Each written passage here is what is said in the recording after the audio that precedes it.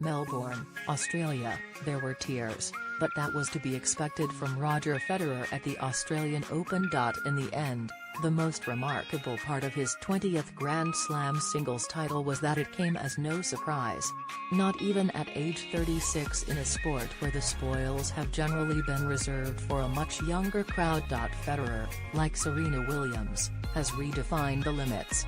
After going nearly 5 years without a major title, he has now won 3 of the last 5 in a phase of his career when he insists that he would have been content with just one more. "I've won 3 slams in 12 months, he said. I can't believe it myself." On Sunday, under a closed roof in Rod Laver Arena, Federer secured his 6th Australian Open by recovering his mojo in time to hold off Marin Cilic 6-2, 6-7-5, 6-3, 3-6, 6-1. Federer is the oldest man to win the Open since one of his role models, Ken Rosewall, in 1972. It was played on grass then in the much more intimate setting of the Kooyong Lawn Tennis Club, with no retractable roofs in sight. Though seated number 2 behind Rafael Nadal, Federer was the clear favorite coming into this year's tournament based on his hard-court results in 2017 and the fragile physical state of his traditional archrivals. Still, he resisted that label. "I don't think a 36-year-old should be a favorite of a tournament," Federer said before the Open began. But he proved the pundits correct, defending the title he won much more unexpectedly last year, when he was returning from a 6-month break to heal a lingering knee problem. That surprise victory, earned after a series of marathon matches, meant so much to him in part because he was playing free of big expectations for a change. But Sunday night's 5-set win over the 6th-seeded Cilic resonated deeply, too.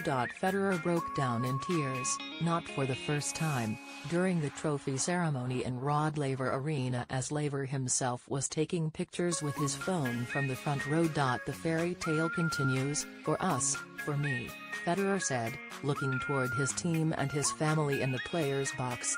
"After the great year I had last year," he said, hesitating and fighting to keep his composure, "it's incredible." He continued to struggle, even after he was done speaking as the crowd roared while he and Cilic posed for pictures. "This has been one of the finest late career runs in any sport." And though Federer did not lose a set on his way to Sunday's final, Cilic pushed him to a 5th with his power baseline game and with Federer's nerves and serves betraying him in patches. He put only 36% of his first serves in play in the 4th set. What had started as a rout, with Federer winning the first set in just 24 minutes, became much more complex, in part because of Federer's anxiety and in part because Cilic adjusted to the indoor conditions after playing and practicing outdoors all tournament. But Cilic was ultimately too inconsistent and not quite opportunistic enough, while Federer, using his backhand chip to fine effect, was often able to put the tall Croatian in body positions and zones of the court where he was forced to be subtle instead of forceful. Still, it was close, and with the match on the line, Federer fought off 2 break points on his serve in the first game of the 5th set and then broke Cilic in the next game.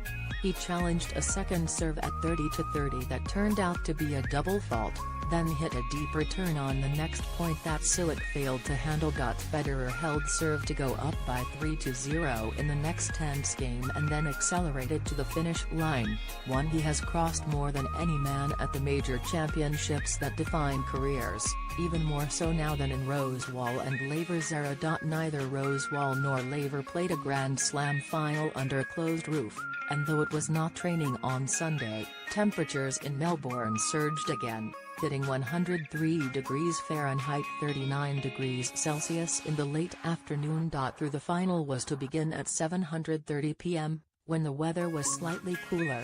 The organizers determined 1 hour before the match that the combination of high temperatures and humidity called for them to put in effect their extreme heat policy and play the final indoors. "I was surprised to hear they had the heat rule in place for a night match," Federer said. "I never heard that before. When I arrived to the courts, I was totally ready to play outdoors." Both players said they were not consulted about the decision but were informed in advance. Federer practiced indoors, and Cilic chose to stick with practicing outdoors and then paid the price. With the roof